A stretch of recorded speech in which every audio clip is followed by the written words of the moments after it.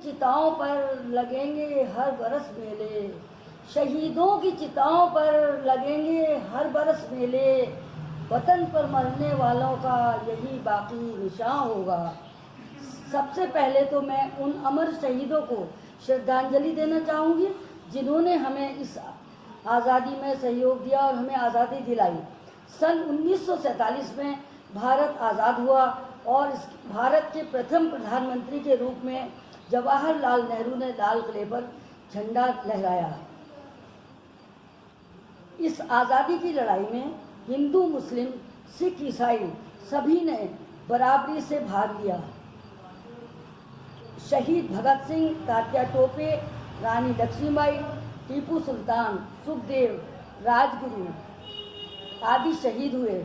महात्मा गांधी ने कई आंदोलन चलाए, तब जाकर हमने इस आज़ादी को पाया है। इससे पहले हम हमेशा से अंग्रेज़ों के गुलाम थे।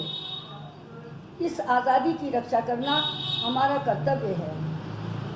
हम इस महामारी के चलते सभी नियमों, कानूनों का पालन करते हुए, जबकि कोरोना के केस भारत में थमने का नाम नहीं ले रहे, आज़ादी की 74वीं वर्षगांठ बड़े हर्षोल्लास के साथ मना रहे हैं। सबसे पहले उन अमर शहीदों को श्रद्धांजलि देना चाहूँगी जिन्होंने हमें यह दिन दिखाया। फिर उन कोरोना वॉरियर्स को, डॉक्टर्स, नर्स, सफाईकर्मी, पुलिसकर्मियों, अधिकारियों, डोर टू डोर सामान पहुंचाने वालों का शुक्रिया अदा करना चाहूँगी जिन्होंने बीमारों की सेवा निस्वार्थ की। मैं उनका सम्मान एवं उनके प्रति श्रद्धा रखती हूँ। हम सबको मिलजुल कर आज़ादी की रक्षा एवं तिरंगे का सम्मान करना चाहिए। पर अफसोस यह है कि आज भी हम पूरी तरह आज़ाद नहीं हैं। इस लोकतंत्र में अपनी आवाज़ पूरी तरह उठा भी नहीं सकते। यदि उठाते हैं तो दबा दी जाती है। यद्यपि हमारे प्रधानमंत्री देश को आगे बढ़ाने का भरसक प्रयत्न कर रहे हैं, नई नई योजनाएं तैयार कर रहे हैं, पर कुछ असामाजिक तत्व सांप्रदायिक दंगे, भ्रष्टाचार, लूट, दरिंदगी फैलाकर उनके कार्यों में बाधा डालते हैं। तो फिर कैसी आज़ादी? महिलाओं के सम्मान की जगह उनका अपमान किया जाता है। उनको व देश की बेटी बहुओं के साथ दरिंदगी, बाहर निकलने, नौकरी करने में भी हर टाइम डर बैठा रहता है। वे हमेशा अपनी असुरक्षा महसूस करती हैं। बेटी पढ़ाओ, बेटी बचाओ कहा जाता है। खेतों में, जंगलों में, होटलों में भी बेटी सुरक्षित नहीं है। लाशें मिलती हैं, दरिंदे फरार। वास्तविक आज़ादी तो जब महसूस होगी जब हम इन सब और ठगी, भ्रष्टाचार पर रोक लगेगी। आज़ाद होने पर भी देश की शिक्षित बेरोजगारी, बदहाली, मजदूरी, भूखमरी की मार झेल रहा है। ये कैसी आज़ादी? भारत की अधिकांश जनता गांव में रहती है। किसान अन्नदाता कहा जाता है, पर दिन पर दिन किसान भी आत्महत्या कर रहा है। ये योजनाएं कितनी भी चलें, पात्र व्यक्तियों तक नहीं पहुंचती। ये बीच में ही हजम हो जाती हैं। उन तक पहुंचते पहुंचते 2%, केवल 2% भी नहीं पहुंचता।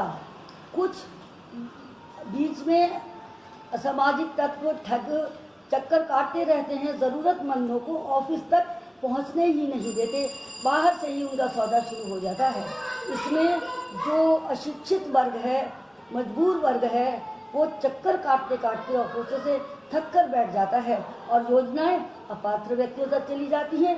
जो सक्षम होते हैं वो इन योजनाओं को हड़प ले जाते हैं और देश में बदहाली, मजदूरी, भूखमरी वैसे की ही वैसे रहती है। आखिर इसको हम आज़ाद कैसे कह सकते हैं? अधिकांश जनता गांव में रहती है। किसान अन्नदाता कहा जाता है, वो आत्महत्या कर रहा है। उनकी तरफ कोई ध्यान नहीं देता। इन योजनाओं को पाने में समाज का गरीब, अशिक्षित, पिछड़ा वर्ग दलालों, ठगों, भ्रष्ट लोगों के चक्कर में पड़कर कंगाल हो जाता है। वो फिर चक्कर लगाना बंद कर देता है वो अपने नंबर बंद कर लेते हैं, गायब हो जाते हैं, मिलते ही नहीं। वो घर बार ज़मीन बेचकर उनको रिश्वत दे देता है, पर उनका कहीं पता ही नहीं होता। सक्षम व्यक्ति इनसे मिलकर लाभ उठाते हैं। ऐसे ठगों पर अंकुश लगने से, योजनाओं का सही मॉनिटरिंग होने से, उन पर ठगों की कॉल ट्रेस हो, अफसरों में ईमानदारी से काम करने की भावना हो, तभी सबका साथ, सबका विकास संभव है। तभी जनता आज़ादी महसूस करेगी। डिजिटल इंडिया का सपना सभी देख रहे हैं। प्रधानमंत्री भी चाहते हैं कि हमारा भारत इंडिया हो, इंडिया डिजिटल हो, पर कैसे संभव है जब पिछड़े गांव में टावर ही ना हो, पुल ना हो, आने जाने के साधन ना हो, गरीबी दूर ना होगी, कैसे होगी? लोगों के पास स्मार्टफोन नहीं है, बच्चे कैसे पढ़ाई करेंगे? गरीबी के कारण ना तो वो स्मार्टफोन ले सकते हैं, ना अपने बच्चों को पढ़ाने के लिए कोई साधन लगा सकते हैं। तो हमारी ये कैसी आज़ादी है? मूलभूत आवश्यकताएं, रोटी, कपड़ा, मकान, शिक्षा से तो गरीब जनता वंचित है ही। कैसे हो शिक्षा अभियान पूरा? कैसे हो आज़ाद भारत आज़ाद? आज़ादी तभी मिलेगी जब हमें पूरी शिक्षा, पूरा ज्ञान, पूरी फैसिलिटी जन जन तक पहुंचेगी, गरीबी दूर हटेगी, तब हम अपने को पूर्ण रूप से आज़ाद समझेंगे। नेता बनने की कोई क्वालिफिकेशन नहीं, चाहे कैसी छवि हो, टिकट तो मिल ही जाता है। जब इन ठगों को टिकट मिल जाएगा तो वो फिर हमें ठगना शुरू करते हैं। तो कैसे हम तक योजनाएं पूरी पहुंचेंगी? पहुंचते पहुंचते रास्ते में ही साफ हो जाती हैं। कुछ उन्हीं के लोग रास्ते में उन योजनाओं को हड़प लेते हैं। गरीब किसानों तक पूरी योजनाएं नहीं पहुंच पाती, सिर्फ कागजों में ही रह जाती हैं। सरकार को इन सब पर शिकंजा कसना होगा, तभी देश पूर्ण रूप से आज़ाद महसूस करेगा। इसमें जन जन का सहयोग ज़रूरी है। हम और आप मिलकर इसमें पूर्ण सहयोग दें।